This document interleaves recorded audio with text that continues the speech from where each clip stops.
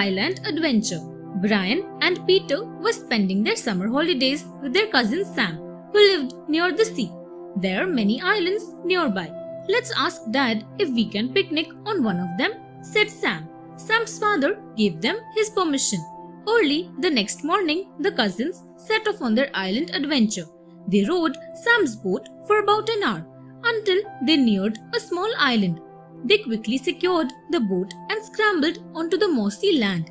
Let's eat first, then we can explore the island, said Sam. Suddenly, Brian cried out in alarm.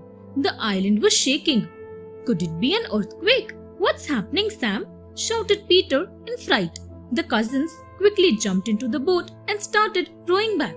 Imagine their shock when they looked back and saw their island heave up and then dive into the water.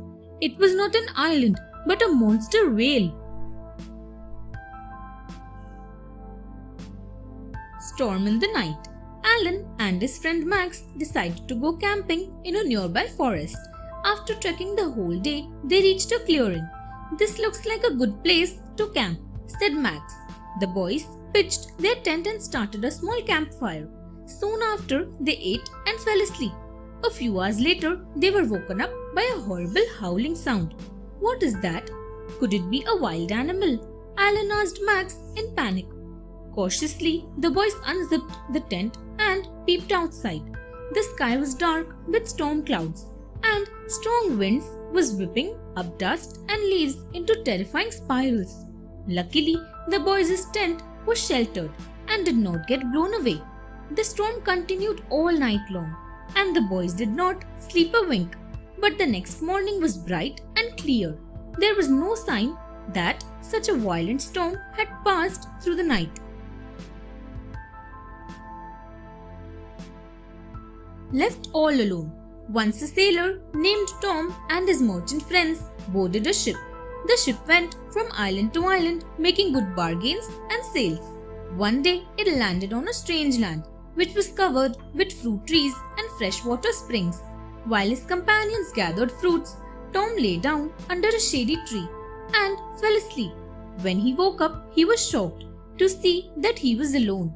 The ship had left without him. He wondered how to escape from this island. He climbed up a tall tree and looked anxiously around for his ship.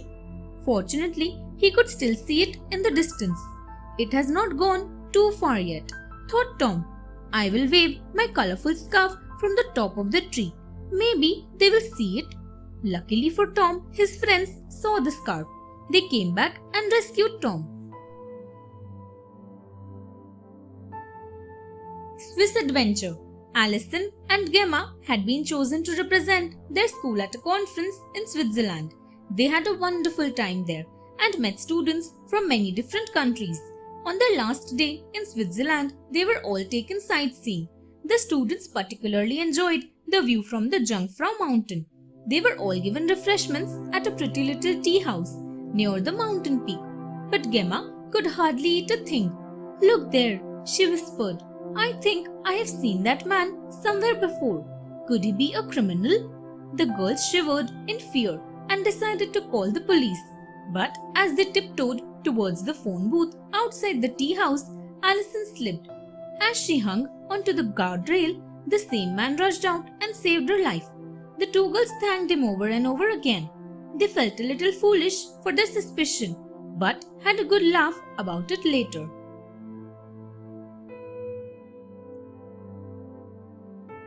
The Spanish galleon.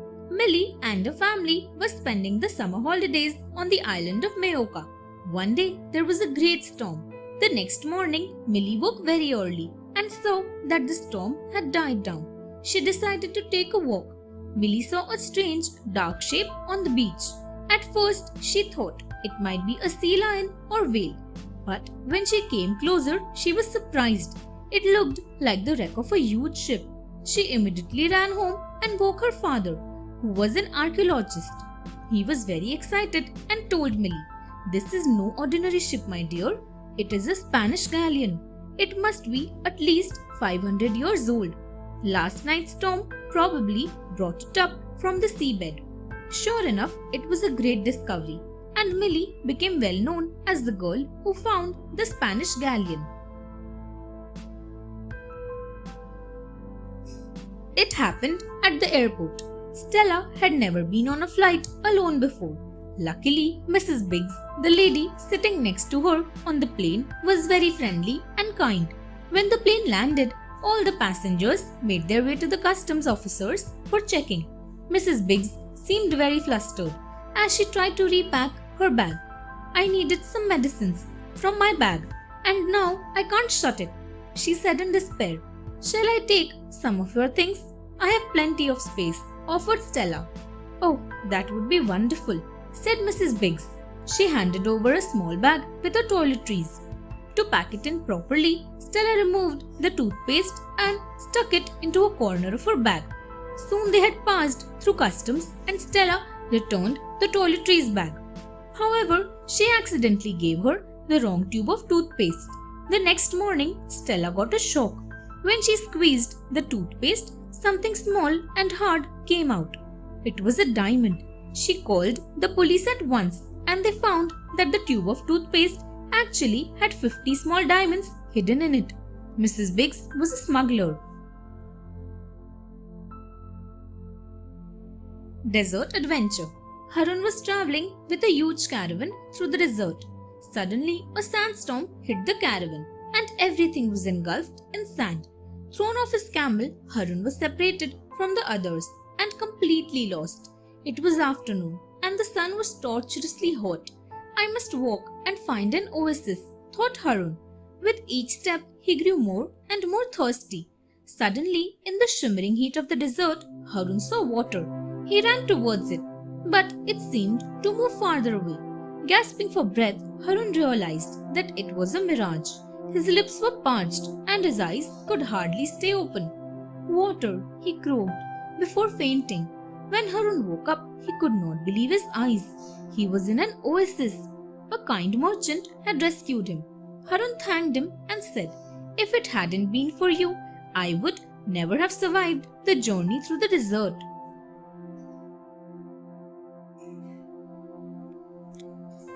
The Island of Gold. John's grandfather often told him stories about the wonderful places he had visited as a young man. The most amazing of these was the Island of Gold. Years passed and grandfather died, but he left behind a wooden box for John. Inside was a compass, a paper, and some gold coins. When he opened the paper, John was amazed. It was a map for the Island of Gold. John flew to Peru, and from there he hired a small fishing boat. Following the directions in his grandfather's map, he soon found himself in the middle of a set of tiny islands that do not appear on any map. The brightest, most beautiful island was the Island of Gold. Instead of being greedy and trying to carry away all the wealth, John just took away a few chunks of gold. This made him rich enough to live a happy and comfortable life.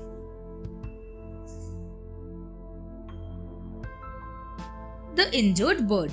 Roger and his sister Susan were spending their summer holidays with their grandmother.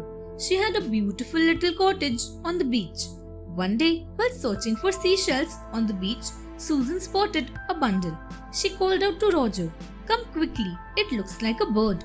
Susan had found a seagull whose feathers were covered with oil.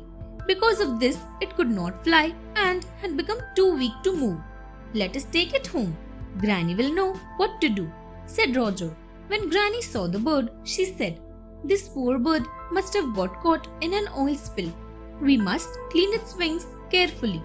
Granny wiped the bird clean and then fed it some fish. The bird seemed much better and started cleaning itself with its own beak. Within a few hours, the seagull spread its wings and with a loud cry flew away.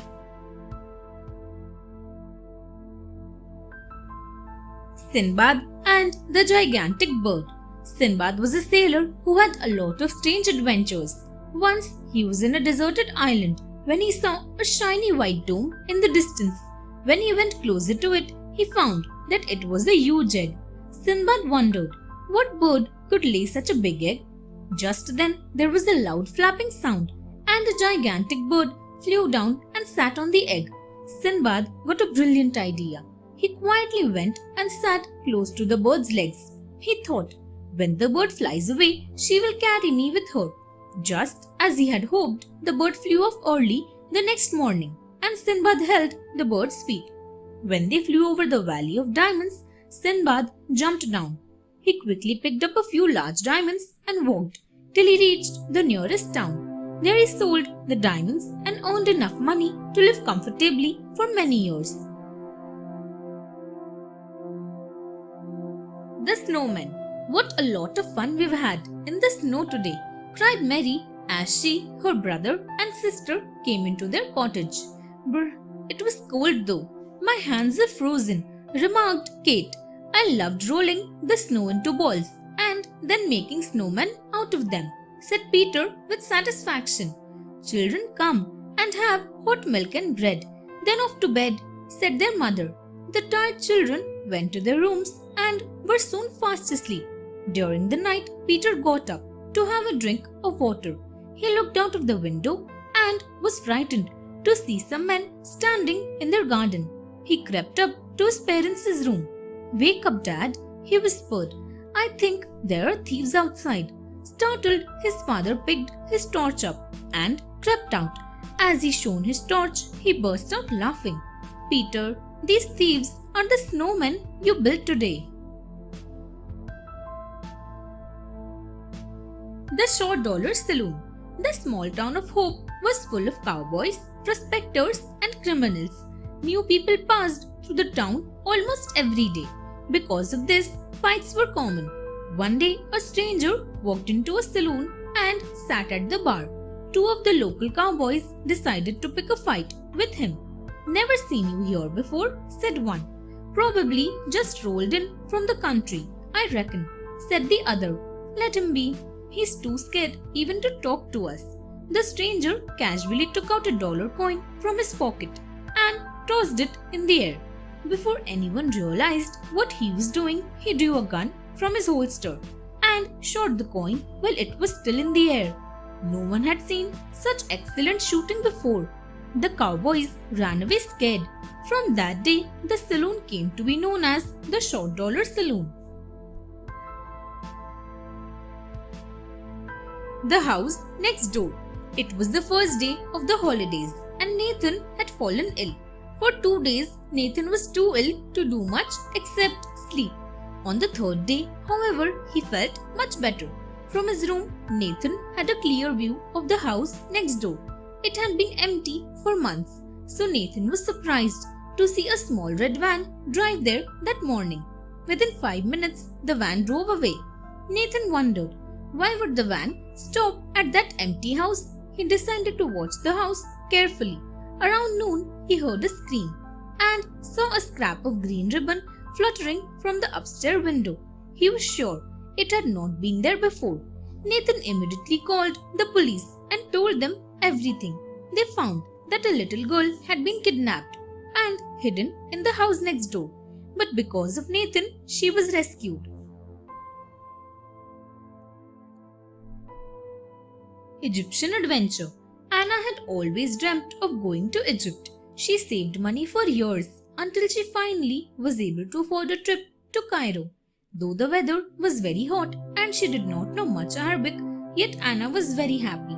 After spending a few days at Cairo, she decided to visit the pyramids at Giza.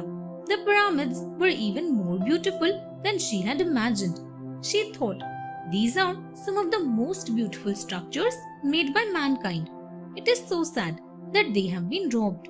Anna was walking towards the taxis when she tripped over a loose stone.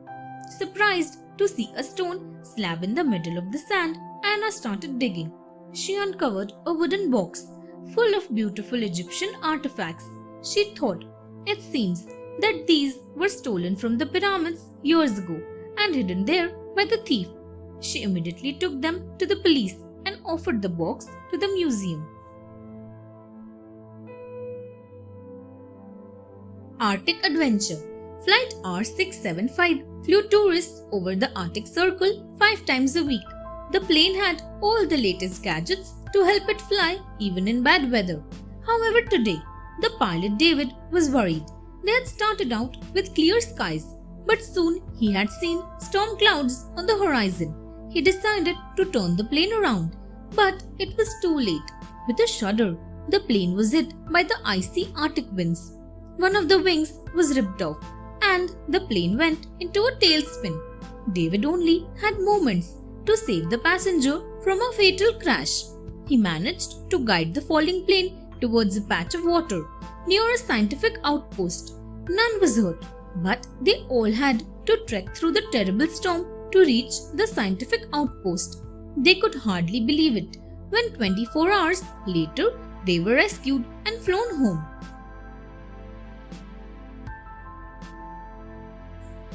The chief and the girl. A long time ago, the chief of a tribe was taken prisoner by another tribe. Before the elders of the second tribe could kill him, a beautiful young girl came up to them. She said, "By our law, a prisoner can be freed if he marries a girl from our tribe. I will marry this prisoner." The elders of the second tribe agreed. However, that same evening, a third enemy tribe attacked them. The chief of the first tribe escaped, but the beautiful girl was taken prisoner. The chief of the first tribe came up with a plan. He pretended to be a doctor and went to the camp of the third tribe. They asked him to cure their prisoner who was very sick. It was the same girl that he wanted to save. He declared, "She is very ill. I must not be disturbed while I treat her." That night, the two quietly slipped away and returned to his home, safe and sound.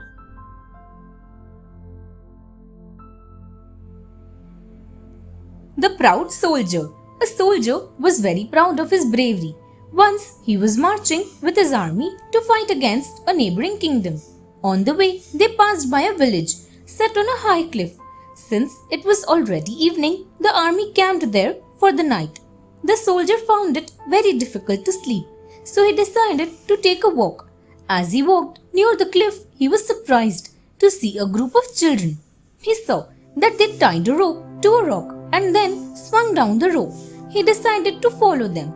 But when he tried to go down the rope, it swung so much because of the wind that he got dizzy. The children saw him and steadied the rope. But the soldier felt foolish and realized that the adventurous children were braver than he. From that day onwards, he was no longer so arrogant. Bigfoot Wallace. Bigfoot Wallace lived in Texas. Once he camped near a river. The Comanche tribe came in the dead of the night and stole away all his horses.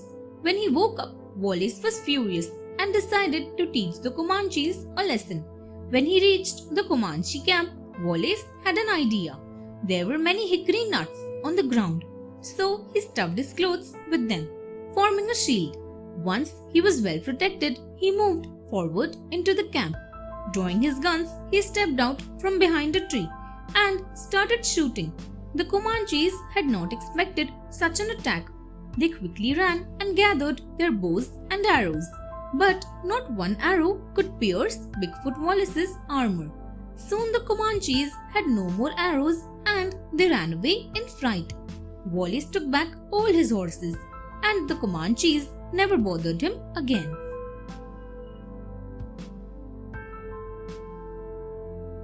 Tom's journey. Tom was a poor orphan who wanted to go to the city. One day, Tom saw a stranger passing through the village. Tom asked him, "Are you going to the city? Can you take me with you?" The stranger agreed, and soon they were on their way. The path was long, and they had to pass through a forest. Even though it was midday, the forest was as dark as night. Suddenly, a band of robbers stopped Tom and the stranger. "Give us all your money," they demanded. Tom had no money, but he was brave. He pretended to be scared, but when the robbers were close enough, he hit them with a stick. To his surprise, the stranger took out a gun and captured the robbers. Tom found out that the stranger was actually a police officer. The officer took Tom with him to the city, and after a few years, Tom also joined the police. The Cat's Adventure. Before leaving on a voyage, a merchant asked his servants, "Is there anything you want me to take along to trade for you?" All the others offered money or goods. but Joe offered his cat. Soon the cat was sailing with the merchant in his huge ship. The cat was very happy with the adventure of looking for mice. He chased them from nooks and corners and ate them all up. However, soon he became bored and started wishing for some new adventure where he could eat more mice. One day, the merchant landed at a far-off port. The palace was overrun by mice, and no one knew how to get rid of them. The cat was delighted. Within 4 days, he had eaten up all the mice in the palace. The king was so relieved that he gave the merchant a huge reward. Thus, the cat's adventure made him, the merchant, and Joe very happy.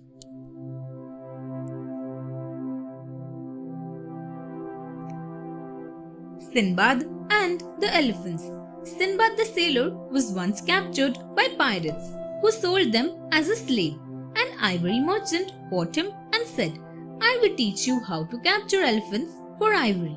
For a month, he made Sinbad shoot elephants. When they died, the merchant would take their ivory tusks and sell them. One day, something strange happened. An elephant caught Sinbad and started walking towards a nearby hill. Sinbad thought, "They are going to take revenge for the elephants I have killed." However, to his surprise, the elephants did not harm him. They took him to the elephant graveyard, where he saw piles of ivory lying around. The elephant then let him go.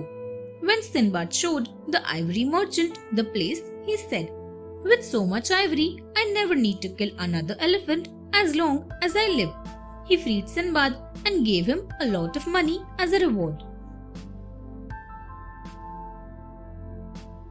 Sinbad and the Birds.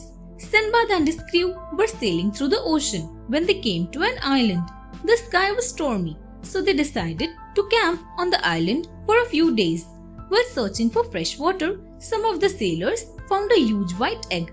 Sinbad said, "Don't touch that egg, it belongs to a bird as huge as a mountain. I have seen one before." But the other sailors ignored him and cooked the egg. They had just finished eating when 2 huge birds appeared in the sky. The sailors were so scared that they ran to the ship and set sail at once.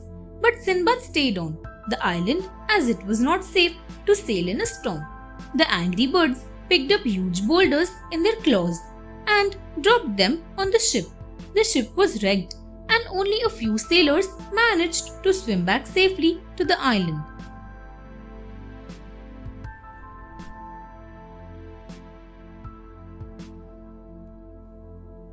Sinbad and the Island of Treasure. Sinbad was sailing through the Indian Ocean when a terrible storm wrecked his ship. He was tossed onto a deserted island, but his entire crew was drowned. Sinbad was very sad, but decided to explore the island. "Perhaps someone lives here and can help me," he thought. He spent the whole day walking around the island. There were no people on the island, but Sinbad found a cave full of treasure. There were huge diamonds, rubies, and piles of jewelry. Sinbad decided to build a raft. After many days of hard work, he managed to build a strong raft and secured a few jewels to it. Then he cast off into the ocean. He floated for 3 whole days until a passing merchant ship rescued him. When Sinbad reached Baghdad, he sold the jewels and became rich. But he could never find the Island of Treasure again.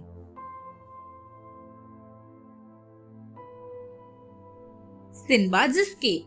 After traveling around the world for years, Sinbad married a beautiful woman and settled down in her hometown. Sadly, she fell ill after a year and died. One of his friends told him, "My friend, escape while you can. In this land, husbands are buried along with their dead wives." Sinbad immediately started planning how to escape and hid some jewels in his pockets. The next morning, the townspeople took Sinbad and his dead wife to a cave in the nearby mountain. The cave was sealed with a huge boulder. Sinbad immediately tried to find some other way out of the cave. He could clearly hear the sound of running water. Following the water, he finally emerged near the sea, far away from his wife's town. He sold the jewelry he had hidden and bought a ship. He said, "It is safer to face the sea than the strange customs of people."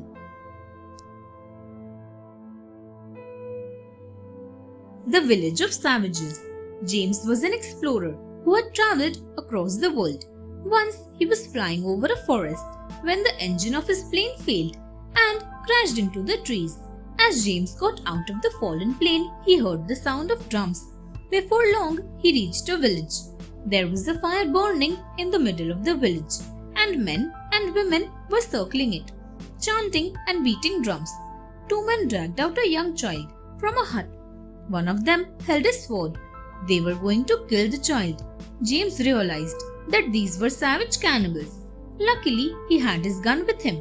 He immediately fired, scaring the savages. Then he ran in and rescued the child. For 2 days, they hid in the forest until they were rescued. Most people did not believe James' story, but he knew it was the truth.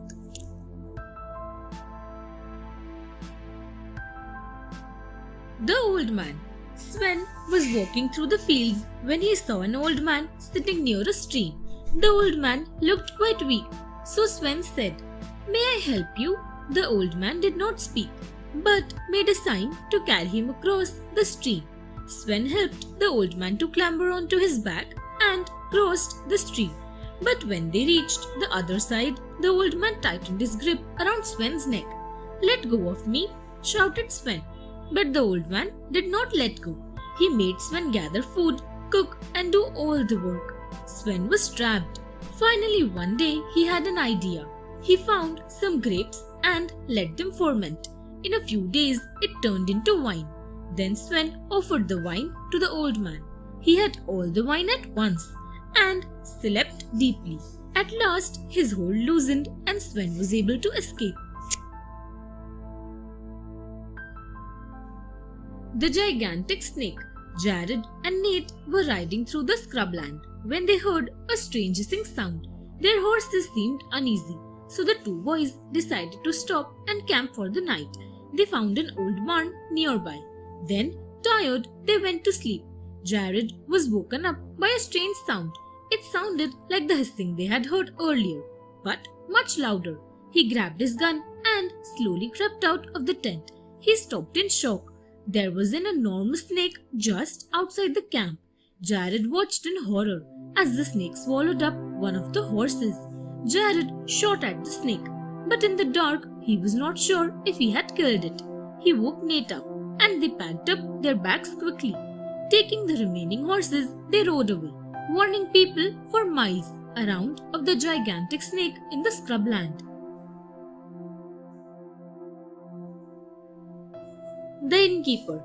Penny and her brother Derek were trekking across the countryside. They decided to stay at an inn for the night before continuing on their journey. The innkeeper offered them some rice and vegetables, cooked with some strange herbs. Penny was suspicious of the innkeeper, so she decided not to eat the vegetables.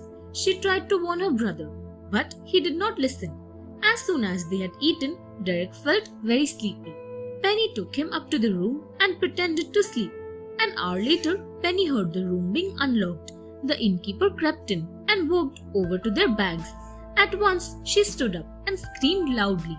The neighbors rushed in and caught the innkeeper red-handed. They realized that the innkeeper would drug travelers and then steal from them. When Derek woke the next morning, he was shocked to learn what had happened and what he had slept through. The Adventurer. Grant was a farmer who lived in a small village. He would often say, "I wished I could find treasure, rescue people, and have great adventures."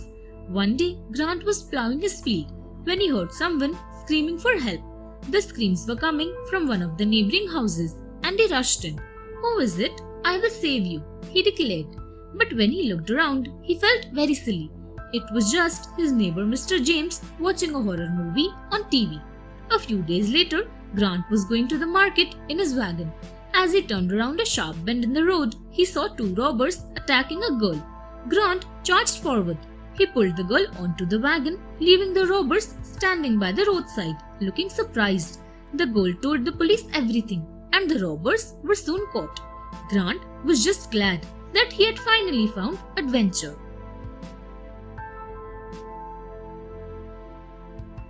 The Brave Warrior. The people of a village near Khiva were very afraid. A group of bandits often came to their village and looted them. One day, a brave warrior Ali stopped at their village to eat and rest. That same evening, bandits again attacked the village, and the villagers ran away, screaming in fright. Ali was not frightened and attacked the bandits with his bow and arrows. He soon defeated all of them. The villagers thanked Ali and said, "Oh brave Ali, please stay with us and protect us." "I cannot stay here, but I will help you," promised Ali. Ali started teaching the villagers how to save themselves from the bandits. He taught them how to use bows and arrows. At the end of each day, he would give a golden arrow to the person who did best. Within a few weeks, the villagers were confident and no longer feared the bandits.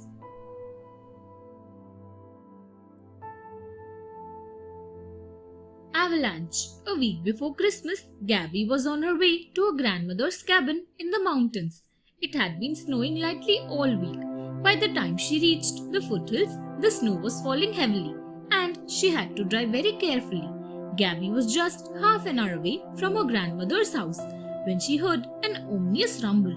The entire face of the snow-capped mountain above seemed to crumple and shudder. It was an avalanche. As the snow moved faster and faster down the mountain, Gabby knew she had mere moments to save herself. Gabby drove as fast as possible to cross the stretch of road that she knew came right in the path of the avalanche. For a moment it seemed as if it had not been enough. Surely she would be buried under the avalanche. But with a final burst of speed, Gabby reached safety. She had never been so relieved in her life.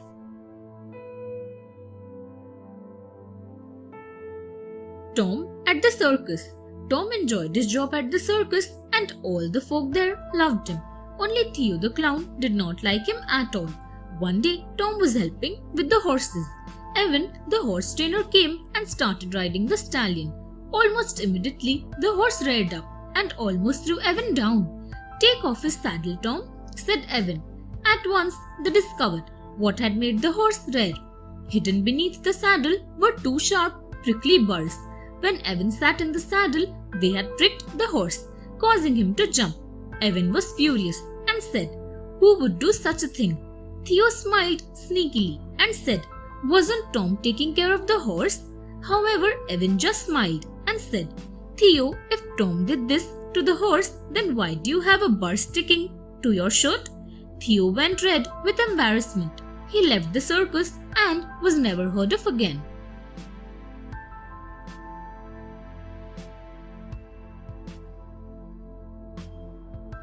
Air attack. It was a dark, cloudy night. Corporal Jackson was tense.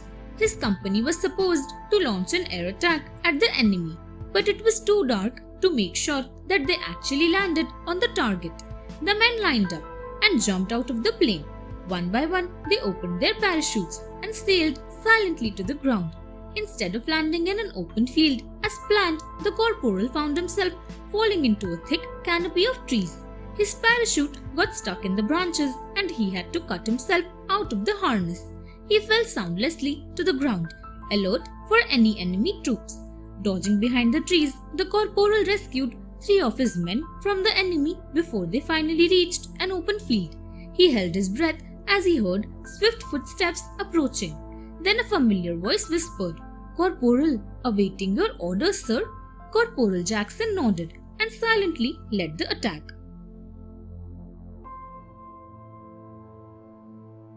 Pirates. Joseph was only 10 years old, but he was smart. He noticed things that most people ignored. That is how he knew something was wrong that night. Joseph's family was spending the holidays on a cruise ship in the Caribbean. Tonight, everyone on the ship was enjoying themselves at dinner, but Joseph was alert. It was at 11 o'clock that Joseph heard soft splashes like a rowboat. Within 5 minutes, he heard a scrambling sound and then a gunshot. Pirates had boarded their cruise ship. He silently slipped into a corner and called the Coast Guard. Then he hid behind some barrels in the pantry and waited. In the meantime, the pirates rounded up all the passengers and started stealing their valuables. It seemed as though they would get away with it. When the Coast Guard arrived at last, Everyone was relieved when the pirates were arrested and thanked Joseph for saving them all. Buried treasure. Penny had grown up in an orphanage and had no idea who her family was. One day she got a letter and a map that said, "Follow the map to find your family's treasure." Following the directions on the map, Penny found herself in a barren field. She had just begun to dig when a girl who looked just like her came there. The girl was Polly, and she too had received a map that led her there. Together, they started digging, wondering what this mysterious treasure could be. They finally found a large wooden box buried in the soil. When they opened it, they saw photographs, letters, and jewelry. They were sisters. Reading through the letters in the box, they found that their parents had died soon after their birth, but had hidden this box for the girls. The girls were delighted, but they always wondered who sent them the maps. Adventure underwater. 2 days ago, Romy's father had gone out in his fishing boat, but had not returned. So Romy decided that he would look for his father himself. Before his mother could stop him, he took his little boat and set sail. Romy thought, "Let me throw out my fishing net while I sail." However, suddenly something started pulling the net so hard that Romy lost control of his boat. He found himself thrown out of the boat into a dark hole. He heard a groan of pain from the darkness and crept closer. It was his father. Romy's father told him that they were inside the stomach of a giant fish. Romy had a bag of pepper in his pocket, so he tossed it up the fish's nose. The fish gave a violent sneeze, throwing the Romy and his father out into the sea. Romy's boat was nearby, and soon they sailed away to safety.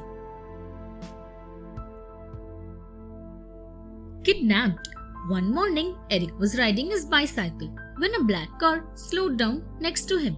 Before he could understand anything, 2 men covered his nose with a chloroform drag, and he fainted. When he woke up, he was locked in a room he had never seen before. There were no windows and no furniture except for a mattress on the floor.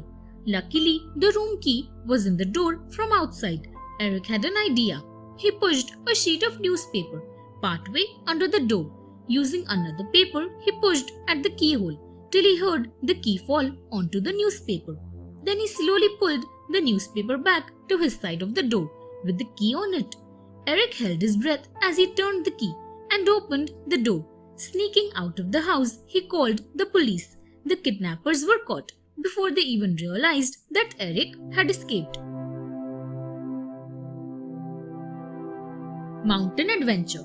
Sam and Aiden loved rock climbing. They went hiking and climbing one weekend, but the weather forecast was not so good. "It looks like a storm is rolling in," warned Sam. "I think we have a few hours," protested Aiden. Finally, Sam agreed. After making sure that their ropes were secure, the boys began rappelling down the rock face.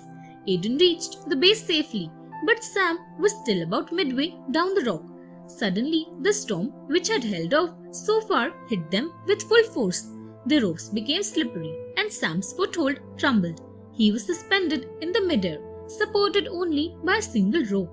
Aiden immediately steadied the rope, and Sam carefully slid down a few feet till he saw a safe outcropping of rock to use as a foothold.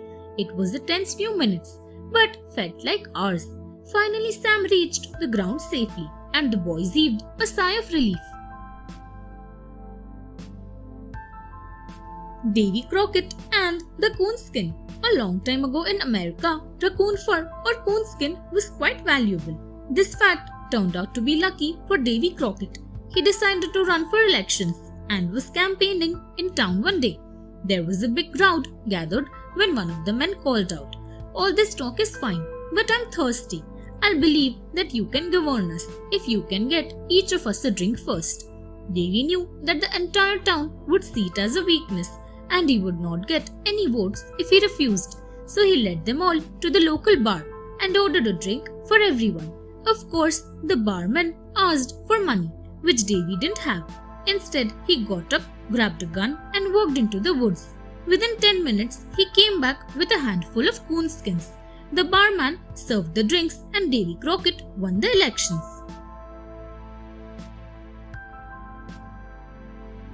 Mary and Kate. Mary had never travelled outside her small town, but all that changed when she met Kate. Kate was much older than Mary. However, since they both travelled in the same bus to work every day, they became good friends. One day, Kate said, "Mary, I'm going to visit my cousin in Scotland. Would you like to come with me?" Mary was thrilled, as she had always wanted to visit Scotland, but at the same time she was terrified. Kate let her think about it for a week and then said, "Mary, you should not let your fear rule your life. Take every opportunity as an adventure, and you will always enjoy what you do. If you are always too scared to take a chance, you will always regret missing out on life's experiences." Mary realized that Kate was right. She thanked her for being such a good friend and began packing for the greatest adventure of her life. Enemy attack. David stood on the roof of his house enjoying the setting sun. Suddenly, the quiet was shattered by a sharp siren. David knew it signaled the coming of the enemy planes. Within minutes, David could make out the shapes of the enemy soldiers dropping out of planes, with the parachutes billowing out behind them. He ran down to warn his family, but saw that his family had been taken hostage by an enemy soldier already. The soldier had not seen him, so David picked a heavy brass vase and hit the soldier hard on his head. The family sprang to action. Mother ran around shutting doors and drawing curtains. David's sister shut off all the lights. David's father called up the local police, while his uncle tied up the enemy soldier. The family picked up whatever valuables they could lay their hands on, ran out of the house and drove off to safety. Brave Millie. Millie was a friendly girl. She liked visiting the old aunts and uncles who had no family. One of her favorites was Aunt Dinah. She was plump and pretty and loved feeding Millie all kinds of goodies like cakes and lemonade. Today Millie decided to visit Aunt Dinah. She rang the doorbell and waited, but strangely no one answered the door. Millie then tried pushing the door, but it did not budge. Very worried, Millie walked around looking for an open window. Thankfully, the bedroom window was open. Once inside, Millie could hear a groan coming from the bathroom. She pushed open the bathroom door and gasped. Aunt Dinah was lying in a pool of blood, groaning with pain. Millie ran to the phone and called her mother, who called the ambulance. Soon Aunt Dinah was admitted to the hospital. Everyone praised Millie and said that she had saved Aunt Dinah's life. Bear in the camp. Bonnie and Bill were out camping. Bill was lighting the fire so that Bonnie might cook dinner. All of a sudden, they heard a noise. Bonnie turned around and froze in her place. She said, "Bill, there is a big brown bear near the trees." By now, the bear was grunting loudly and shuffling closer to their camp. Bill and Bonnie slowly backed away. The bear came closer and closer. Bonnie wondered how to get rid of the bear and had an idea. They were standing next right to their camper, so she asked Bill to get the honeycomb from inside. As soon as the bear smelt the honey, he stopped growling. He followed the aroma of the honey right into the van, and Bonnie and Bill slammed the door shut. They called the rangers and with their help released the bear back into the wild. They had never had such an exciting camping trip in their life.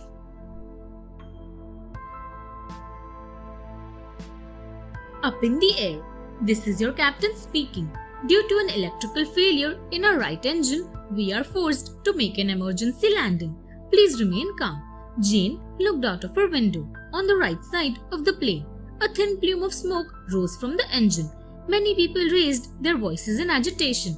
It was really difficult to stay calm when they were hurtling down towards the earth at a high speed.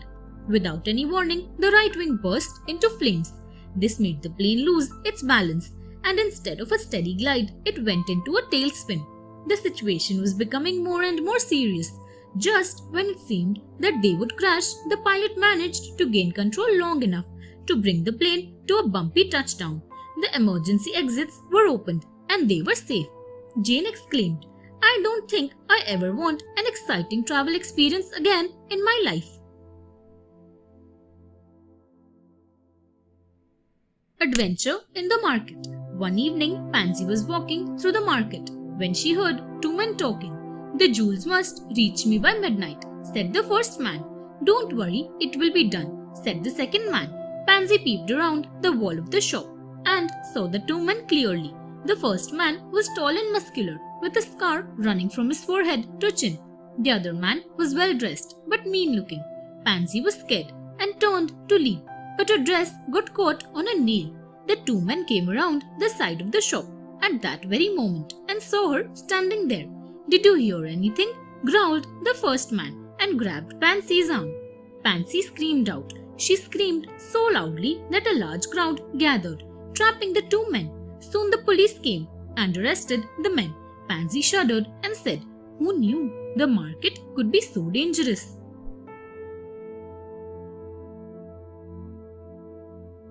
Rip Current. Michael was enjoying the day at the beach with his friends. The lifeguards had warned against rip currents, so everyone stayed close to the beach. Michael was playing beach volleyball when he suddenly noticed a flash of red in the water. It was a small girl in a red bathing suit. She had swum too far from the shore. Immediately, Michael jumped into the water. He soon reached the girl, but now he faced another problem. There were very strong rip currents in the ocean. He knew that he would not get very far if he tried to swim against the current. He might even be drowned. So Michael decided to float as far as the current took him. Then, with the little girl securely on his back, he started swimming parallel to the shore. When he felt the RIP current weakening at last, he was relieved. Swimming back to the shore, he was exhausted, but glad to be alive. Hurry to the rescue. Hurry was very excited. He was on a camping trip with his school friends. The camp was situated right on the river bank. If you stretched your hands, you could touch the freezing water out of the river. It was so beautiful. Some of the children played beach volleyball and some played football, while others just sat dangling their feet in the water. In the evening, there was a campfire. Everybody was soon dancing and singing around the fire. But what was this? Sheena had come too close to the fire and her scarf had caught fire. She carried on dancing and singing, unaware of the danger she was in. Hurry acted quickly, pulling off the scarf and pushing her to safety. But his own hands were burnt. The others immediately dipped his hands in the cold water. Hurry soon recovered and became the hero of the trip.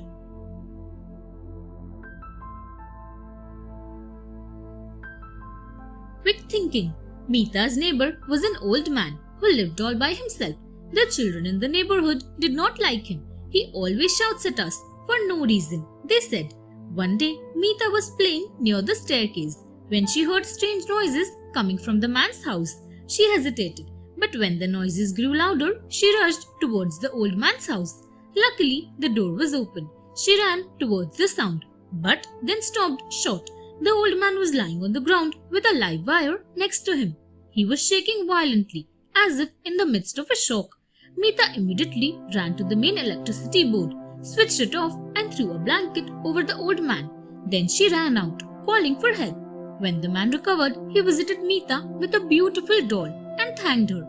They became good friends, thanks to Meeta's bravery and intelligence.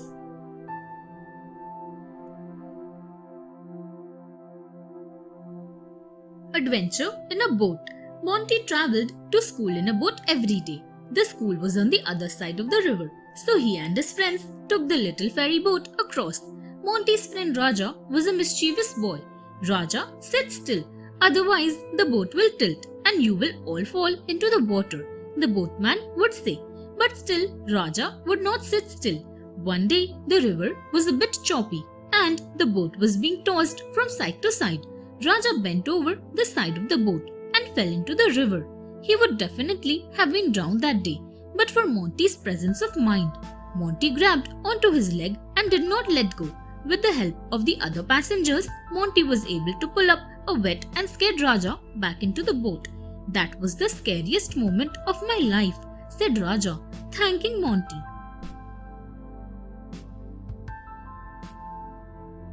John Smith and the Little Girl. In 1895, John Smith was an engineer with the railways. He loved his job, but was always on the lookout for adventure. One day, John was in the train to Michigan. The other engineer, Bob, was steering the train, while John was checking the oil levels and other machinery. Bob had slowed the train down so that it was safe for John to do this. Just then, John saw a group of small children dart across the railway tracks. All the children ran across safely, except for one little girl. She saw the slowly approaching train and froze. John called out to Bob to stop the train, but he knew the girl was too close. Immediately he jumped to the tip of the engine and reached out, rescuing the girl in the nick of time. Finally, Bob safely stopped the train and John set down the girl, safe and sound. The spirit of adventure.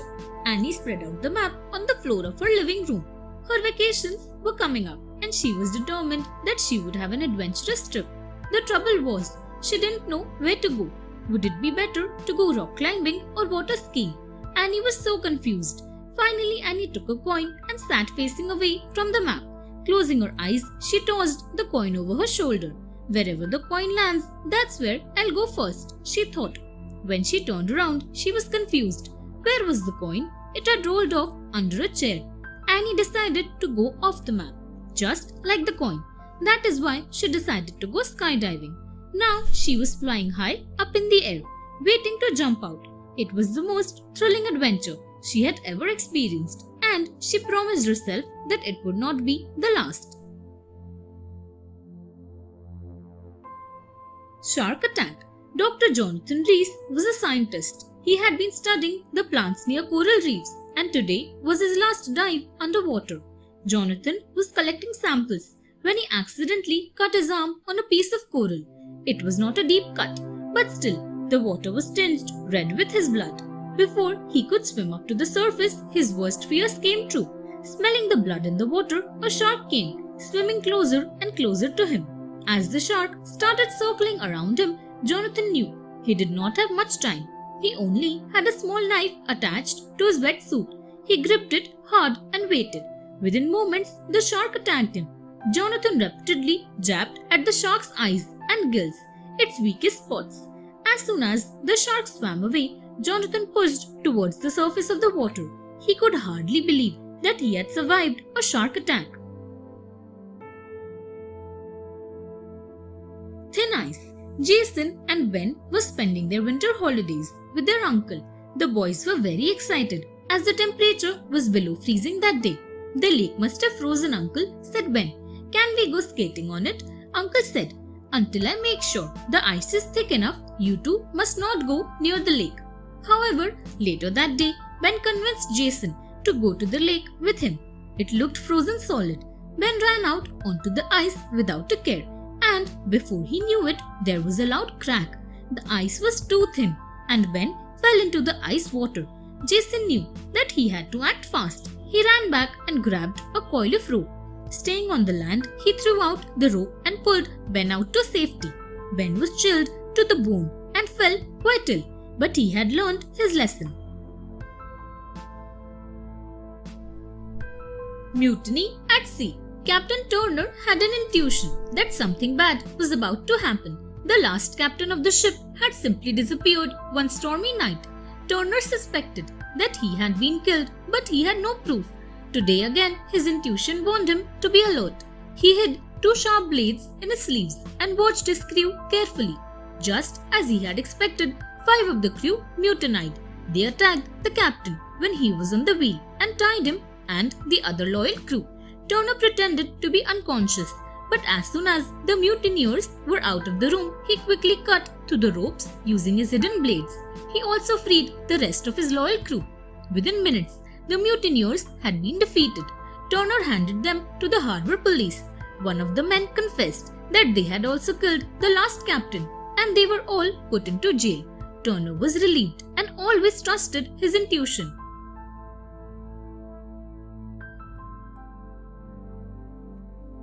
The cable car. Money operated the small supply cable car. It was strung out between 2 mountains with a deep gorge between them. It had been raining for several days now, and landslides had already blocked the roads to the other mountain. The cable car was the only remaining link. Today, the villagers from the other side had sent a distress message. Please send medicines. 2 children very ill. Money ran with the letter to the doctor, who gave him the medicines. Money secured the medicines and started the machinery to send the cable car across. But the storm was so strong that midway across it seemed like the cable would snap. Money held his breath, but the cable car safely reached the other end. Just as the villagers took out the medicines, the cable finally snapped and the car hurtled down into the deep gorge.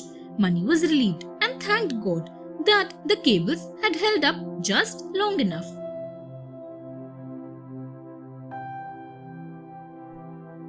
The stolen goods. Sam was playing with his new remote-controlled airplane. Unfortunately, he lost control and the plane fell into the garden next door. This house belonged to a bad-tempered old man in a wheelchair. Sam crawled through a gap in the hedge. He ran into the gardener, who said, "What are you doing here, boy?" While Sam was explaining, the old man came out on his wheelchair, shouting, "Who's there? What's happening?" Sam ran away in fright. Later that day, he crept back into the garden to retrieve his airplane. As he crawled amongst the bushes, he came across a hole in the ground. The hole looked freshly dug and was covered with twigs and stones. Sam pushed the stones aside and was astonished to find silver glasses and bowls and lots of jewelry. Sam called out to the old man. He came with the police. They soon arrested the gardener, who had been stealing from all the houses in the neighborhood. Looking for treasure. Grandpa and Granny lived in an old cottage with a big garden. Mary, Jason and Aaron loved going there, as they were given 2 rooms on the top floor to sleep in. The boys' room was large, while Mary had a small room with a sloping roof and a tiny window. One night, Grandpa told them, "One of my uncles hid all the family treasure before going to fight in the war. Unfortunately, he died and none knows where the treasure is." "How exciting," said Jason. "Let's start hunting for it tomorrow." The next morning, they hunted all over the garden but found nothing. Later, they decided to explore the roof. "Look, there's a nest in the chimney," Aaron called, "but it looks like it's built on a box." The children carefully took out the box and opened the bolt. They had finally found the lost treasure. Attack of the Grizzly Bear. Molly Travis lived in a cabin near the woods. She had grown up in the city but listened carefully when her neighbors shared their experiences of living close to nature. One night, it was quite late when Molly thought she heard a sound outside. She opened the door and walked out on the path that led to the woods. Then she stopped in horror because right in front of her was a huge grizzly bear. The bear ran after her, and when she struggled, its grip only tightened. Poor Molly was sure she would never escape. Then she remembered her neighbor's advice and went limp. Thinking the woman was dead, the bear let her go. She did not stir for several minutes. Finally, when she was sure the bear had gone, Molly called out for help. She had many cuts and bruises, but her quick thinking had saved her life.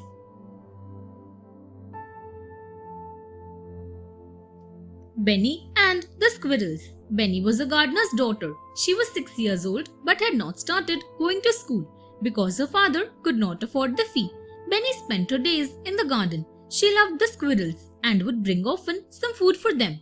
One day, Benny saw a coin shining in the grass. She took it to her father. He asked in excitement, "Where did you find this?" When Benny took her father there, she saw another coin. Soon, they found another and then another coin. Following the trail of coins, they came to the hole where the squirrels lived. The squirrels had a pot of coins.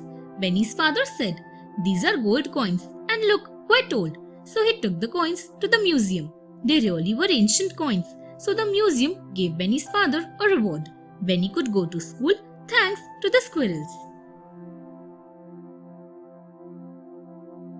The crash. Paul was driving home from work. The weather was stormy and it was raining very heavily. Paul was driving along the river bank, hoping to take a shortcut and reach home early. This road had many sharp curves. He was not able to see the curves clearly and slid off the road. He crashed through the guardrail and landed straight into the river. Paul could not believe what was happening, but he soon got over his shock and realized the danger he was in. If the car went underwater, he knew he would never be able to escape. Right now, his car was bobbing above the water, slowly sinking. Paul knew he had only seconds to escape. He smashed his window and tried to get out of the car by holding onto the roof. Soon he fell into the water. With great difficulty, he swam to the river bank and caught his breath. If he had delayed even a moment, he would never have managed to survive.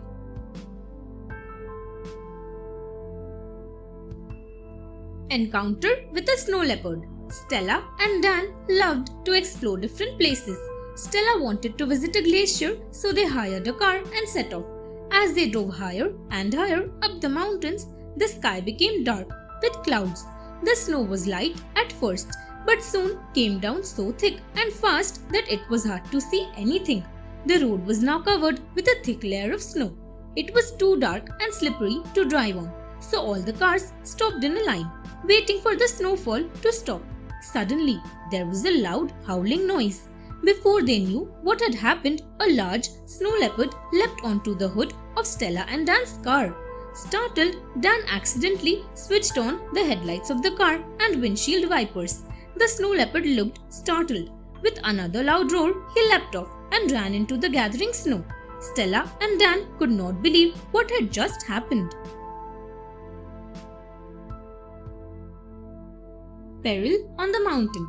Macy and her friends were on a school trip to Ladakh. Macy thought, the trip has been fun, but nothing exciting ever happens to us. That day, they were driving up to one of the high mountain passes. The girls were thrilled to see the powdery snow piled high on both sides of the narrow path. The road had been cleared, but small patches of ice remained. Suddenly, on a very steep part of the path, their bus started skidding sideways. Macy almost screamed when she looked out of the window. Another inch and the bus would have hurtled down into the ravine far below. Luckily, the driver managed to stop just in time. With the help of other motorists, the bus driver covered the icy path with mud. Now at last, the bus was able to move ahead safely. But Macy could not stop shaking with fear. I will never wish for excitement again, she thought.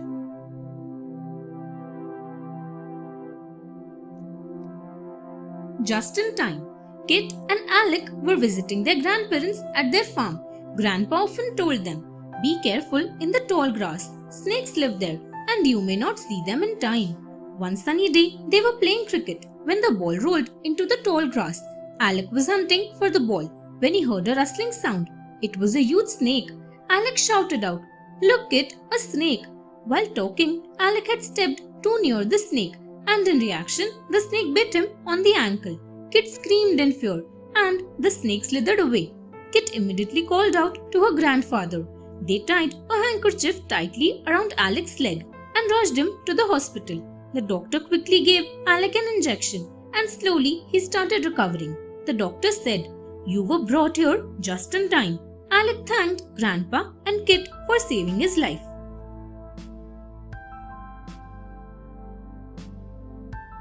How to catch a thief. Manu was alone at home. His parents had gone to visit some relatives, but he had stayed home because he had exams the next day. Manu switched off all the lights and secured the doors and the windows. He then went into his room to study. Just an hour later, he heard a noise. A thief was trying to enter the house. Manu quickly called the police, turned off his lights and hid under the table. Soon, the thief crept into his room. The moonlight glinted on the blade of a knife and Manu shuddered in fear. He hid under his table. As soon as the thief had his back towards the table, Manu got out from the table. Then he hit the thief with one of his heavy books. The thief's knife fell off his hand and he lay. The policeman arrived soon after and said, You are the first person to catch a thief using your books.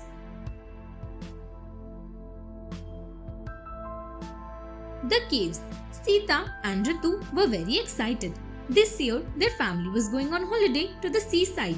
The girls spent many hours on the beach. It was hot, so they walked towards the shelter of some nearby rocks. There, they found several shallow caves. Then, they came to a cave that was larger and deeper than the others.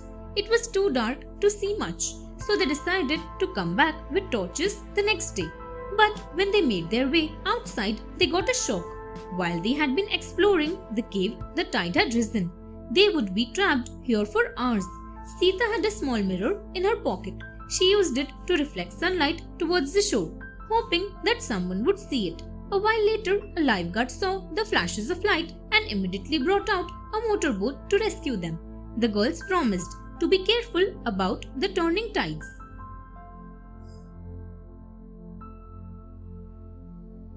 Adventure on the night bus. Mark was traveling by the night bus. It set off on time, and 2 hours later they stopped so that the passengers might stretch their legs. But before they could step out of the bus, a shot rang out. 3 gunmen had surrounded the bus. "Give us all your valuables," they shouted. Mark quickly hid between 2 seats where he could not be seen. 2 thieves stood near the driver's door. Mark whispered his plan to the passenger nearest to him, who passed on the message to the others. At his signal, the passengers near the driver's door threw their bags at the thieves.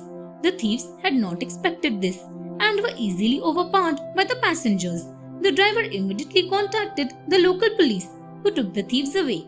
Everyone praised Mark's quick thinking and courage.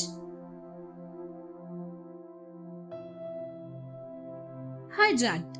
Flight 356 was half an hour away from Kathmandu. A man wearing a hooded sweatshirt got up, looked around stealthily, and walked towards the front of the aircraft. Within moments, he turned around, holding up a revolver in one hand. He barged into the cockpit and forced the pilots to change their direction. The plane was being hijacked. At the same time, another man at the back of the aircraft got up. He too had a gun and shouted, "If anyone moves, he will be killed." Serena quickly grabbed her bag from near her feet and took out a can of pepper spray. As soon as the hijacker was near her, she sprayed right into his eyes. Immediately, the other passengers tied him up. Hearing the commotion, the first hijacker came back from the cockpit. This time, the people were prepared. They jumped on him and tied him up, while the pilot once more flew the plane back on the course.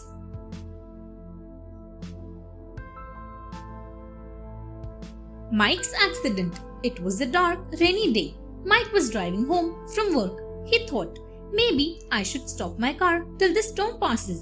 I can hardly see a thing." So he slowed down his car, hoping to reach a safe turn-off point soon. He almost didn't see the sharp bend in the road. Even though he applied the brakes, yet the car started to skid. At the same moment, another car came hurtling down the road from the other side.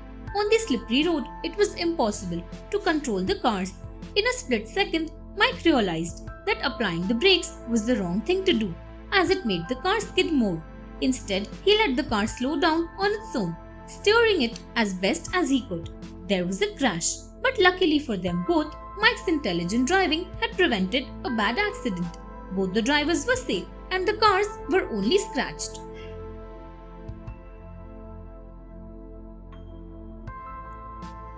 Fire from ice. Sammy and his elder brother Tony went ice fishing. When they reached the frozen river, Tony found a good spot and cut a round hole to fish through. After a while, there was a sharp tug on the line. They had caught a fish. Unfortunately, Sammy was so excited that he fell right into the hole. Tony immediately pulled him out, but he knew that he could fall very ill if he did not warm Sammy up at once. The problem was that they had no matches to start a fire with. Then Tony had an idea. He broke off a thick piece of ice and shaped it in the form of a lens. He then collected some twigs and branches. Using the ice lens, he focused the sun rays so that the twigs might catch fire. Thus, he lit a roaring bonfire, which warmed Sammy up. Sammy could not believe that Tony had really created fire out of ice.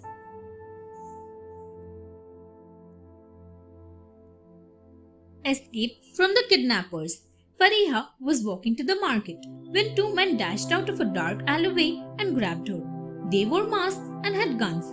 As she opened her mouth to scream for help, they hit her on the head and she fainted.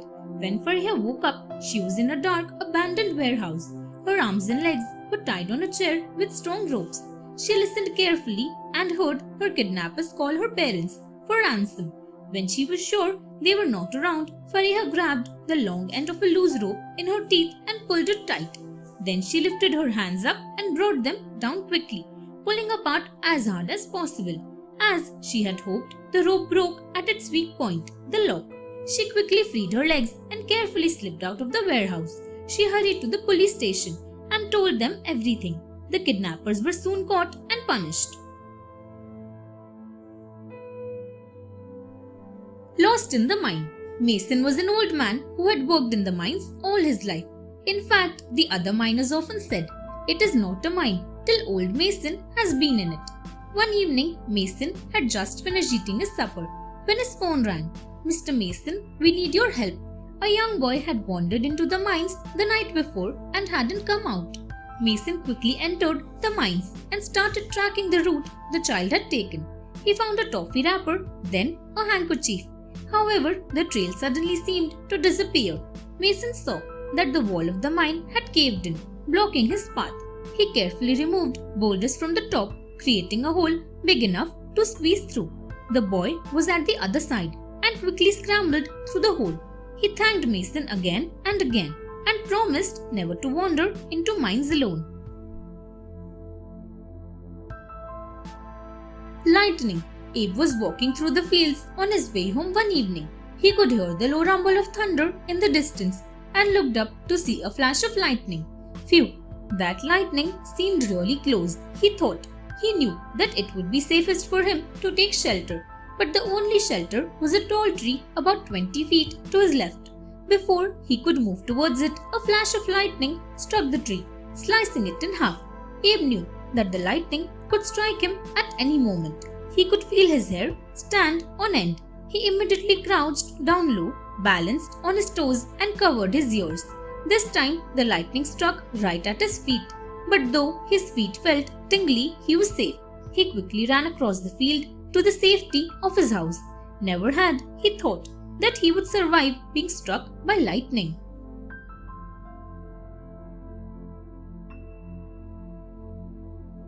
Shipwreck. Roma was in a cruise ship when there was a storm and the ship began to sink. Roma grabbed her backpack and rushed to the deck. However, a huge wave crashed into the ship and capsized the lifeboats. She quickly took out the inflatable rubber dinghy. She saw a man's body bobbing in the water. She managed to pull him out of the water and was relieved that he was still breathing. Roma noticed that he had many cuts and bruises which needed to be cleaned. She filled a paper bag from her backpack with water. She then lit one of the candles from the emergency pack of the dinghy and placed the paper bag over the flame. Instead of burning, the paper bag transferred all the heat to the water. Within minutes, the water was boiling. She cleaned the man's wounds and the next morning they were rescued by the Coast Guard. The man was much better and thanked Roma for saving his life.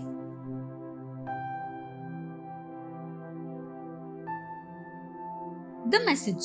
The Second World War had just broken out between France and Germany. Estelle worked as a nurse in a small hospital in France. One night, a general was carried into the hospital. He was barely conscious, but he grabbed Estelle's hand and said, "Help me deliver this message to Colonel Ripton at Lyons. You must not fail." The general died soon after. Estelle did not know how to send the message safely. Then she had an idea. She ran into the storeroom of the hospital and took a bar of soap. She dug out a bit of the soap, placed the message inside and sealed the soap shut. The next day, she prepared a box of documents, clothes and the soap and set out to meet the colonel at Lyons.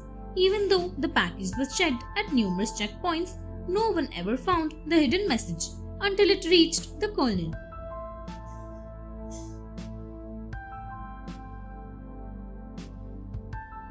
Tornado. It was a hot summer afternoon. The sky had turned green and Dinah could see the low, dark clouds. She immediately switched on the weather channel on the radio.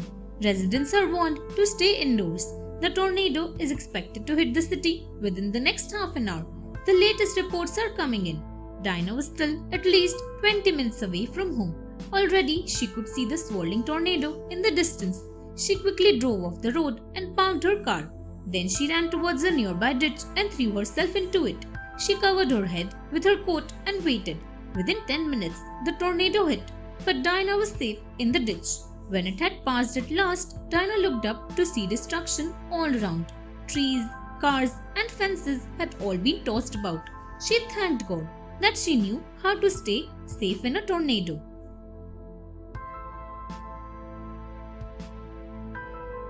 The stolen jewels. There had been a daring robbery at the largest jewelry store in town.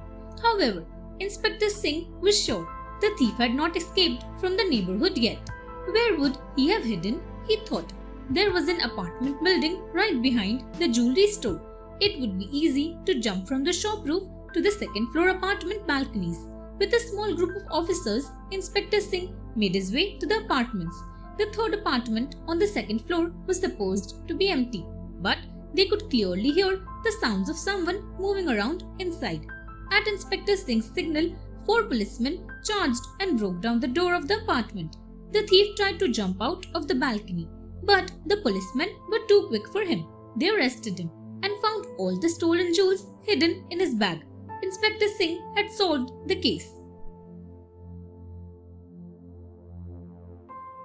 Lost. Pinky was visiting her aunt in Rani Khet.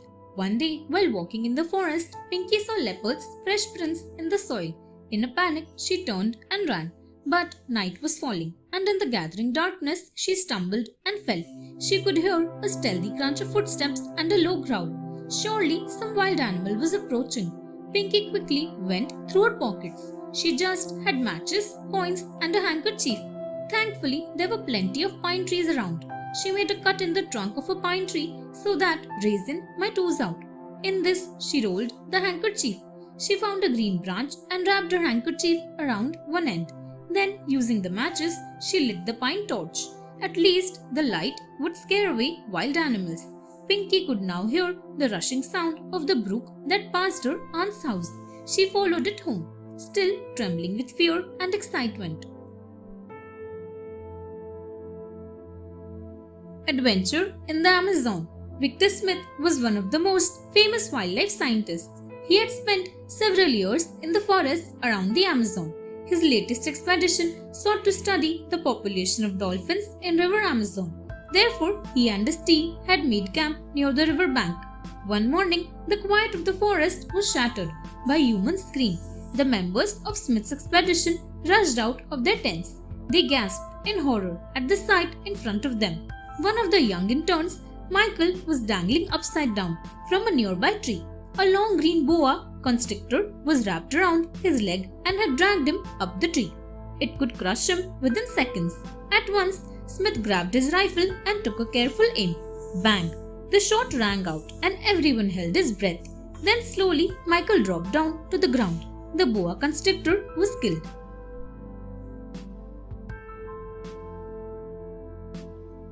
The Vikings. Many centuries ago, from the misty north came the Vikings. People in the little fishing village had heard the stories of attacks on other villages along the coast and were scared. One morning, a fisherman saw shapes emerging from the mist. It was a fleet of Viking ships. He quickly roused the other villagers. Within an hour, 5 huge Viking ships docked at the harbor. 10 minutes later, a horde of huge warriors with axes and swords trooped towards the village to plunder it. How could a handful of poor fishermen protect the village? When the Vikings were about 10 feet away from the village, a huge fishing net fell on top of 4 attackers. The Vikings could not move or cut the net, as when they tried to stand, they fell on each other. The 4 Vikings were trapped by the fishermen, like fish in a net. Impressed by their bravery and intelligence, the Vikings agreed never to attack the village.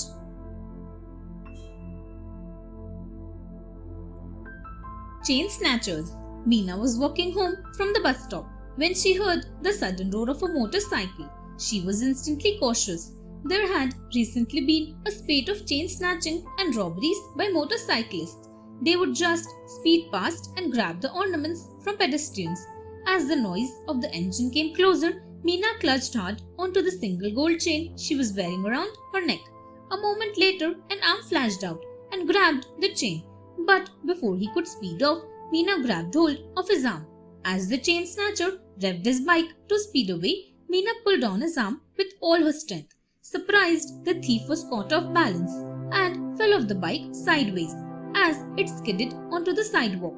The onlookers were stunned for a moment, but then rushed forward to help. The police came soon after and took the thief away. Everyone praised Meena for her bravery and quick thinking. Plane crash in Tenerife. A 747 jet was ready for a takeoff at Tenerife when the pilot saw another jet coming into land.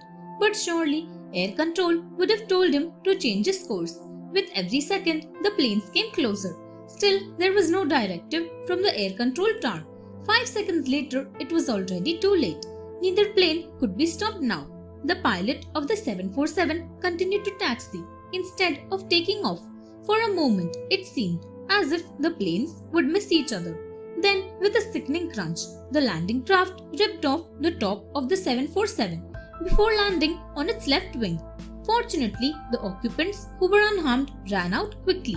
Meanwhile, the 747's pilot fought to control his aircraft, slowing down to a stop. Moments after the passengers and crew had to run to safety, the crushed 747 burst into flames as well. The survivors were in shock, but thanked the pilot, whose skill and determination had saved their lives. Theft at the supermarket. Ben was the cashier at the supermarket. One day, he noticed a suspicious-looking man in the checkout line who kept looking around furtively. When it was his turn to play, the man grabbed his grocery bag, punched Ben and ran. Ben was dazed for a moment. Then he quickly ran out after the shoplifter. The man was just driving off in his car when Ben reached him. Ben lunged at the open window of the car, pulled himself in the car and tried to stop the man. But the man just kept driving wildly, swinging this way and that until he drove straight towards a concrete barrier. Ben had just moments to react. He pushed open the car door and rolled out of the car. The next moment, the thief crashed the car. The thief was injured, so the police took him away at once. Luckily, Ben was unhurt. His boss thanked him and rewarded him handsomely. Alligator. Jason and his sister Beth were on an adventure trip across the USA. They had many great experiences, but the scariest was in Mississippi. It was a hot day and they were near a bathing hole at Black Creek. Beth was just about to enter the water when Jason called out, "Stop! Stay back! There was an alligator approaching." Jason quickly stripped off his shirt and tossed it onto the alligator's eyes, blinding it. He then leapt onto its back, holding tight to its jaws and legs. Beth helped him by throwing twigs and stones from the shore. The animal tried to throw Jason off, but with its legs pinned down, he could not move. Then Jason quickly jumped off the alligator's back and swam quickly to the shore. They ran back to their car before it could even think of coming to the land. The fall. Gary and Ray loved to hike together. Once they were walking over the moors miles away from any village or town when Ray tripped and fell awkwardly. Pain shot through his legs and he fainted. Gary immediately saw that Ray's leg was twisted in a very strange way. He was sure the bone had broken. Gary could not leave Ray here, and he could not move him like this. Finally, he decided to make a splint and hope for the best. He quickly found 2 sticks of the same length. Carefully straightening the injured leg, he bound the sticks to it using some twine and rope he was carrying. Luckily, by then, Ray regained consciousness. Leaning heavily on Gary's shoulders, Ray managed to walk. Thunder rolled overhead and rain poured down on them, making their walk even more difficult. After about 20 minutes, exhausted and drenched, they reached a farmhouse. Finally, they were able to call a doctor.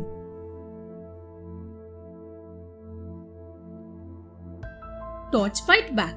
Nina worked at the local radio station and often had to work late night. There were many cases of robbery being reported, so she joined self-defense class. One night, Nina was on her way home after work. She had almost reached her parked car when she heard footsteps behind her. As always, Nina had a powerful torch in her pocket. She turned slowly, gripping it tight. "Give me all your money," demanded a gruff voice. Nina pretended to be scared and said, "Please don't hurt me." The thief relaxed, seeing her fear, and at that moment, Nina acted. She turned the powerful beam of her torch on, straight at the thief's face. He was blinded by the light. In that moment, Nina punched him hard, breaking his nose. Howling in pain, the thief was still writhing on the ground when the police arrived. Nina said, "I knew the self-defense classes would be useful." Brakes. Sheila was driving to work one day when a truck suddenly cut into her path. To avoid collision, she quickly applied the brakes, but her car did not slow down. Her brakes had failed. Quickly, Sheila maneuvered her car and narrowly avoided hitting the truck. She tried to slow the car by lowering the gears, but still the car rolled on. Then she had the idea of switching off the ignition entirely. Surely that would make the car stop. Unfortunately, the road was on an incline and her car picked up speed as it rolled downhill. Her heart was in her mouth as she saw some school children crossing the road just meters ahead. Sheila swerved to avoid hitting them, driving right onto the grassy bank of the road and into a tree. She had never been so relieved to hit a tree in her life. The Bubblegum Hero. Jim loved to pop bubblegum, but his habit often annoyed his mother. "You chew gum like a cow chews cud, Jim," she always complained. Then one day, a thief entered their house. He had a gun and warned the family not to move or utter a sound. Everyone was scared and stayed where they were. But where was Jim? He hid as soon as he saw the thief. Now he quietly called the police. While he waited for them to arrive, he had an idea. His younger brother had a toy cruiser with a police siren. Jim quickly switched it on. The thief was startled and ran to peep out of the window. When he turned, Jim blew a gigantic bubble and popped it loud as a gunshot. The thief nearly jumped out of his skin. Just then, the real police arrived and arrested him. Everyone thanked Jim and called him the Bubblegum Hero.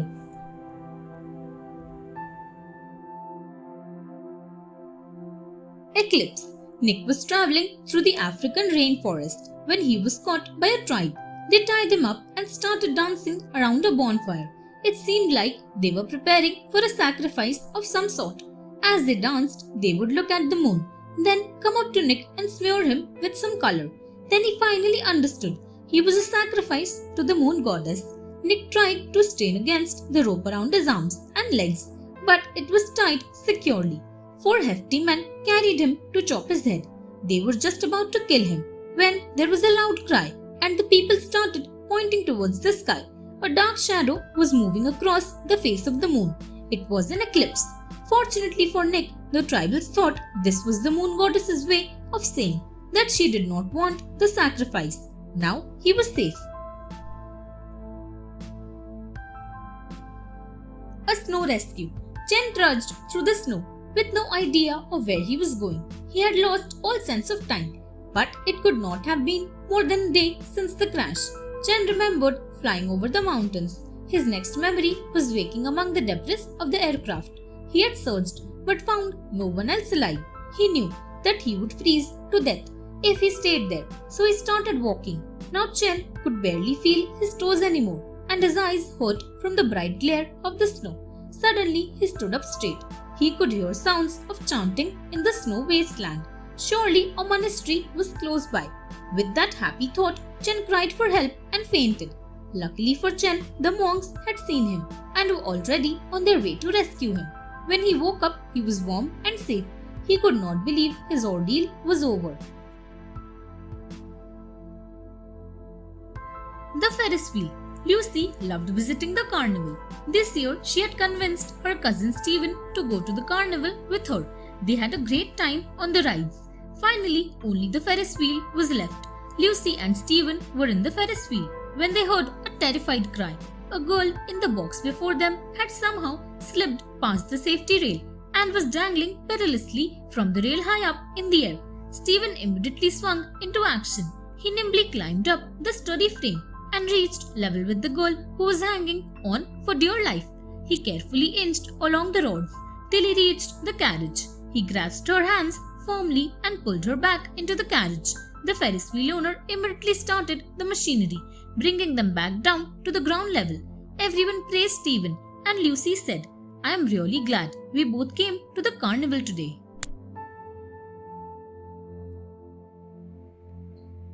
Watched away.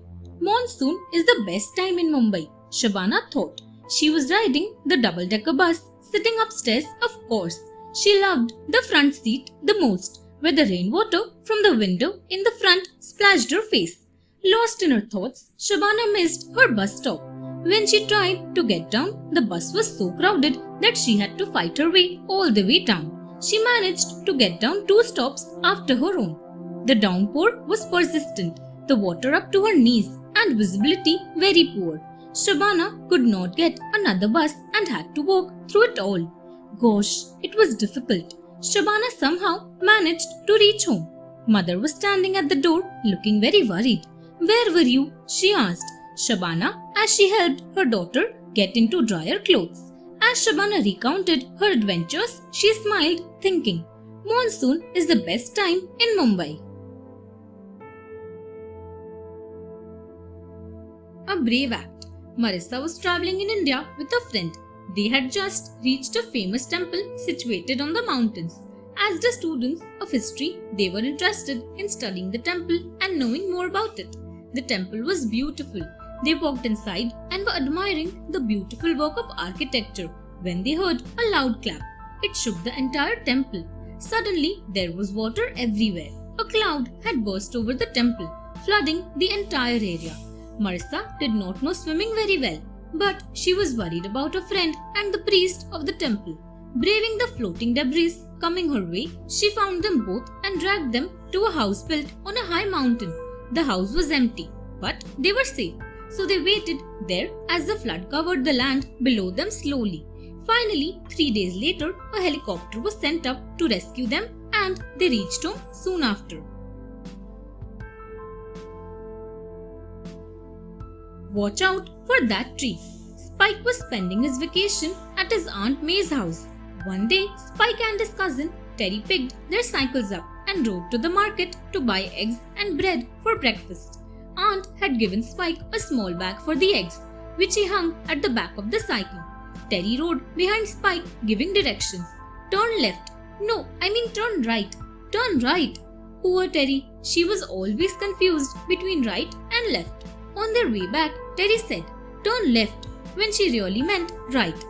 So Spike turned left and right into somebody's garden. The lady of the house saw him turn in and came running out. Spike became scared and banged into a tree. The cycle fell on top of him, and so did the eggs. When Terry came running into the garden, she saw poor Spike looking dazed with egg yolks running down his face. Oh, how they all laughed at Spike's adventures over breakfast. Crocodile Scare. Nessa and her family were boating in the river in a coracle, which is a small and circular boat. Nessa's younger brother, Simon, was dangling his hand in the water. His mother pulled him back, saying, "Don't do that, Simon. The river is full of crocodiles." Simon angrily moved away from his mother.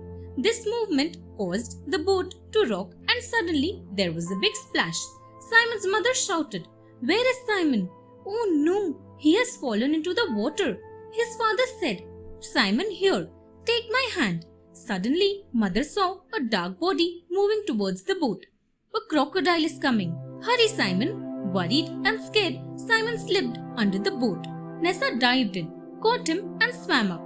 Just as they were pulled back into the boat, the dark shadow reached their boat. Everyone gasped with relief. It is just a giant log. However, Simon had learned his lesson. A sleepy afternoon. "It is so hot, I wish I could sleep," thought Michael as he struggled to complete his homework. "But if I sleep now, I will have to do these math sums later." Michael shifted his books closer to the window to allow the gentle breeze to enter his room. As he moved, his gaze fell on the house right across the narrow street. "That's funny. The Smiths are not in town, so why can I see faint shadows moving across their window?" Michael wondered loudly. Silently and carefully, he walked across and peered in. A thief were busy stealing from the Smith's cupboard. Michael bolted the front door, which the thief had opened, and started screaming, "There is a thief here!" Soon everybody in the neighborhood was up. Somebody called the police and the thief was arrested. The thief revealed that he had thought everybody would be asleep in the afternoon. Thanks to Michael's maths homework, he was caught. Trouble in the air. Ellen was excited. Today was her first flight as Captain Ellen. The 4 stripes on her sleeve shone as she entered the cockpit and took her seat behind the main controls. She smiled at Ben, the other pilot. They waited for clearance from ground control for a takeoff and were soon in the air. Everything seemed to be in order, but Ellen could not shake off a nasty feeling. "I have a bad feeling," she said as Ben got up to drink water. Suddenly the plane shook violently. They had run into rough weather. As Ellen changed the altitude of the plane in search of smoother conditions, the passengers prayed for their safety. Working smartly, Ellen soon had the plane under control. Once the plane stopped shaking, the passenger clapped and congratulated Ellen on her flying. Never had Ellen felt happier than this in her life. An apple a day. Angela was bored. Her father had taken them all on a hectic tour of Rome, showing them the Colosseum, Trevi Fountain, Pantheon, and Angela was tired. She did not care much for old buildings or their history. She wanted to do something exciting and eat an authentic pizza. All of a sudden, Angela noticed a man push a lady and snatch a bag from her. The man had stolen the poor lady's bag. Angela realized. She ran after the robber. Taking out the apple in her pocket, she hurled it at his head. The robber stumbled and crashed on the pavement. Before he realized what was happening, Angela had picked up the fallen bag. Angela returned the bag to the lady. The lady smiled and said, "Thank you, my dear. Please come for dinner to my place with your family." Angela got her wish after all, an adventure and great food.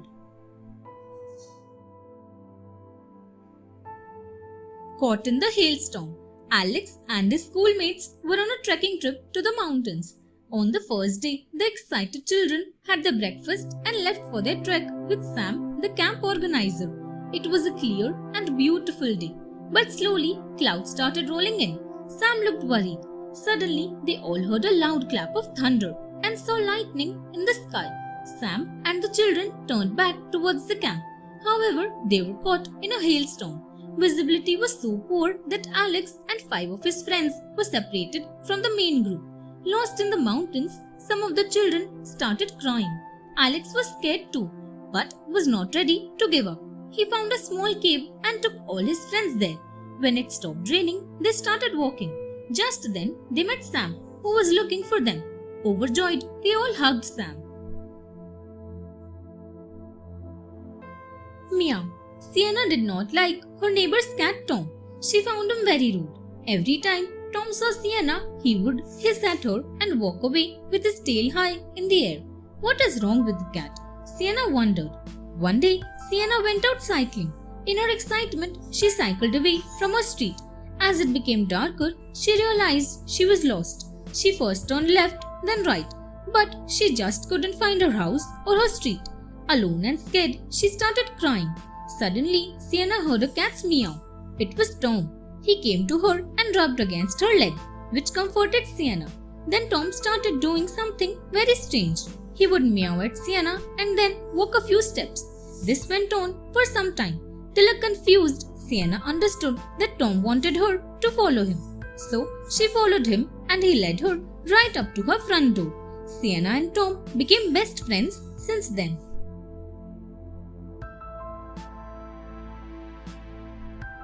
Under the table, Bob and his family lived in an apartment on the 7th floor.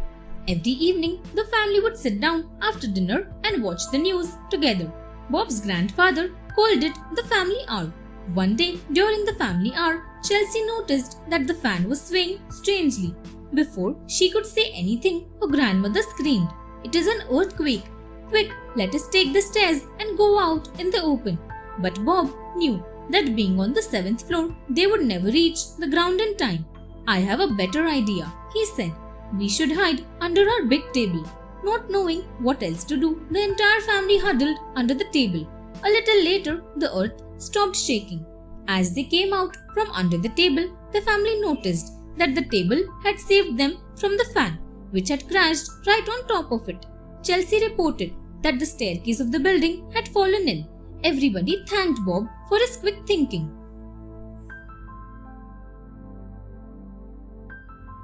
Mother, the gymnast. Once, Claire and her mother went to a wedding.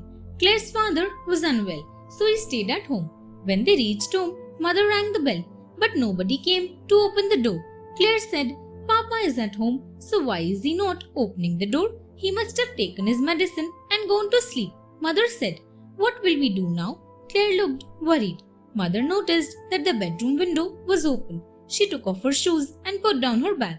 Asking Claire to wait, she soon climbed up a tree that was right outside the open window. Then she pulled herself effortlessly up the tree, walked across the branch and jumped into the open window. Soon Papa was up and Claire was brought inside the house. I was a gymnast in school. Mother laughed, explaining to her astonished family how she could climb and jump so well. Thanks for watching. Do like, share, subscribe to Sahil Book House.